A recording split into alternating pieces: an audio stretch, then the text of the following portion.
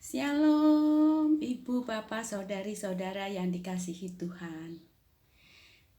Ketika saya merenungkan dari Markus 5, ya, itu judul perikopnya adalah Yesus mengusir roh jahat dari orang Gerasa. Itu panjang ayatnya. Nah, ketika Yesus melakukan pengusiran roh jahat itu, banyak orang melihat, menyaksikan, tetapi apa tanggapan mereka? Mereka justru mendesak Yesus untuk meninggalkan daerah mereka. Ya. Mengapa? Ini dalam permenungan saya. Mereka takut popularitas dan kenyamanan mereka terhambat oleh kuasa Tuhan Yesus yang luar biasa dan ajaib. Namun, saya tidak ikut mereka. Ya. Tentunya saya juga ingin ikut dengan Yesus.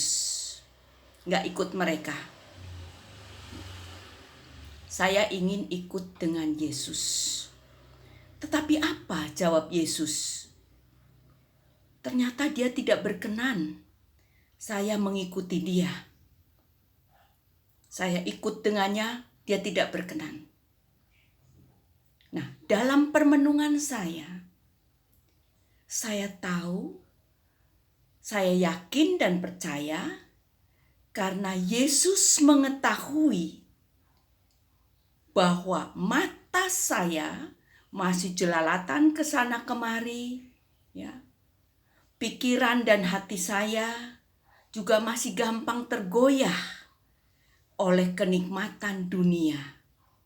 Maka Yesus tidak menghendaki saya ikut di belakang dia, tetapi justru dialah yang akan membimbing saya, menyertai saya dengan kasih karunia-Nya agar saya dapat melakukan perintah-Nya.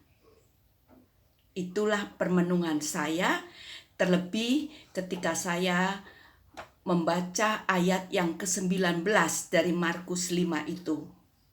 Yesus berkata, "Pulanglah ke rumahmu kepada orang-orang sekampungmu dan beritahukanlah kepada mereka segala sesuatu yang telah," sekali lagi saya katakan, beritahukanlah kepada mereka segala sesuatu yang telah diperbuat oleh Tuhan atasmu dan bagaimana Ia telah mengasihi engkau. Nah, lewat ayat ini saya sungguh-sungguh merasakan betapa kalau saya bersaksi atau Anda bersaksi itu harus memberitahukan, harus memberitakan, harus mewartakan segala sesuatu yang Yesus telah lakukan terhadap diri saya.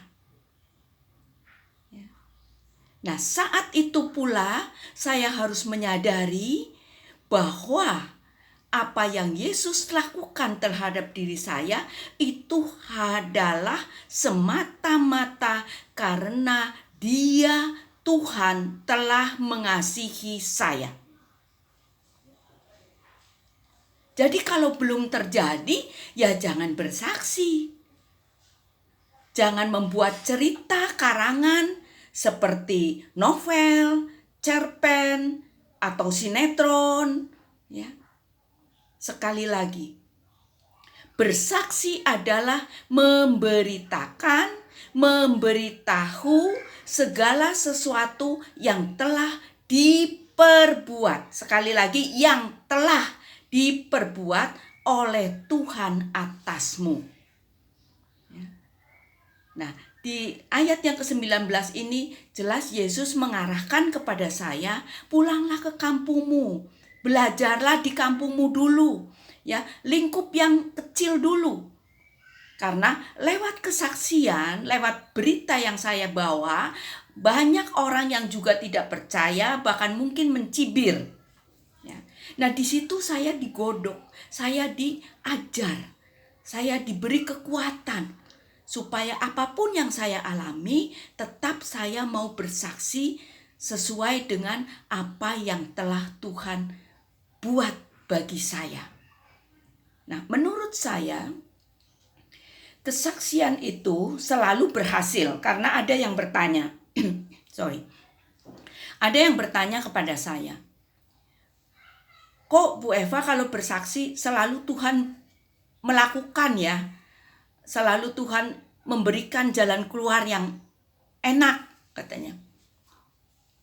Bapak dan Ibu, saudari-saudara yang dikasih Tuhan, ya. Tadi kan dikatakan, apa yang telah Yesus lakukan, apa yang telah Tuhan lakukan atas diri saya. Jadi semua kesaksian itu jelas memberitahukan keberhasilan kerja Tuhan. Ya. Dan bagi saya, mungkin bagi orang lain ada sesuatu yang itu merupakan duka cita. Ya.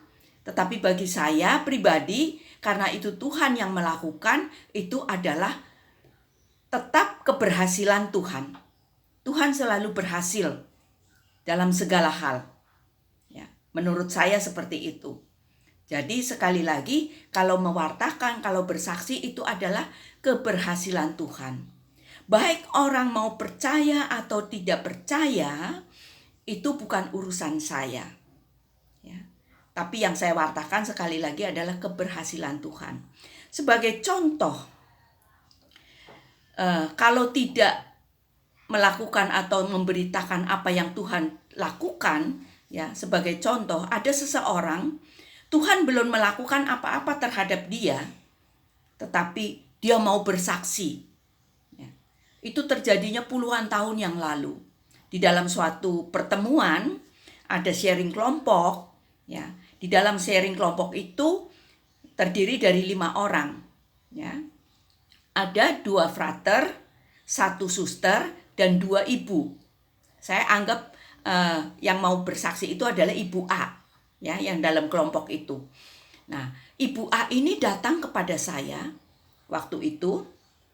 Dia bilang, Bu Eva, saya mau bersaksi. Nah, saya tanya dong, bersaksi apa? Karena dia bilang, ya, saya mau bersaksi, dia sebutkanlah kesaksiannya apa. Lalu saya bilang, jangan deh, ya. Dalam hati saya, kita diberi akal budi oleh Tuhan, ya. Kalau belum positif nyata, artinya Tuhan belum melakukan apa-apa, jangan bersaksi. Waktu itu malah saya belum tahu ayat yang Yesus katakan di Markus 5 ayat 19 ini. Namun saya sudah mengatakan bahwa jangan bersaksi, ya. Kita dikasih akal budi. Apakah kamu sudah ke dokter? Sudah periksa? Saya bilang begitu. Belum. Ya jangan, coba kamu periksa dulu, ya. Nah, tapi ternyata Ibu A ini naik ke mimbar. Dia bersaksi, ya. Dia katakan bahwa tadi di dalam kelompok sharing ada seorang frater mengatakan bahwa di dalam kelompok ini ada ibu yang akan mendapat anak, ya, ceritanya akan hamil gitu, atau mungkin sudah hamil atau apa, di dalam kelompok itu diceritakan seperti itu. Dia bilang, saya hamil. Wah, peserta persekutuan atau pertemuan itu kan tepuk tangan dong. Tepuk tangannya bukan buat dia, sesungguhnya tepuk tangan Tuhan baik gitu kan. Nah ternyata kalau nggak salah 2 bulan kemudian saya mendengar kabar Ibu A ini bercerai. Dan sampai saat ini saya juga mendengar kabar bahwa Ibu A ini tidak pernah hamil. Ya. Jadi kesaksian itu juga ada yang salah. Walaupun kesaksian itu kita mau membawa untuk kemuliaan Tuhan, tapi pakai logika, Tuhan kasih akal budi kok. Ya. Dan Tuhan sendiri bilang, yang telah dilakukan, yang telah diperbuat Tuhan atasmu. Jadi kalau kita bersaksi, betul-betul apa yang telah diperbuat Tuhan.